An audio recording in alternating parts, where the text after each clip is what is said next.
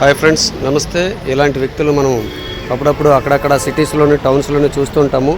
వీళ్ళు మురికి కాలువల దగ్గర, చెత్త కుప్పల దగ్గర నివాసం ఉంటూ ఉంటారు.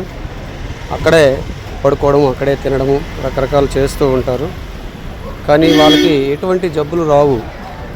అలాగని అందరూ జబ్బులు రాకుండా ఉండాలంటే ఇలా నివసించమని కాదు. కాకపోతే వాళ్ళకి ఇమ్యూనిటీ బూస్ట్ అయిపోతుంటుంది. అందుకే వాళ్ళకి ఏమీ జరగదు. దీన్ని బట్టి మనకు అర్థమైంది ఏంటంటే, మనం అతిగా శుద్ధి ఎక్కువ చేసుకుంటే మన ఇమ్యూనిటీ డౌన్ అయిపోతుంటుంది. అలాగే ఎక్కువగా యాంటీబయాటిక్ మాత్రలు వాడినా కూడా మన ఇమ్యూనిటీ డౌన్ అయిపోతుంటుంది. అలా జరగకుండా ఉండాలంటే మరీ అతి శుద్ధి పనికిరాదు. అలాగని ఇలా చెత్త కుప్పల్లో నివసించాలని చెప్పడం కాదు, ఇది కరెక్ట్ కూడా కాదు. కానీ మీకు ఒక ఉదాహరణగా ఈ వ్యక్తిని చూపిస్తున్నాను. ఇలాంటి వ్యక్తులు చాలామంది ఈ చెత్త కుప్పల్లో పడుకొని తిరుగుతూ ఉంటారు.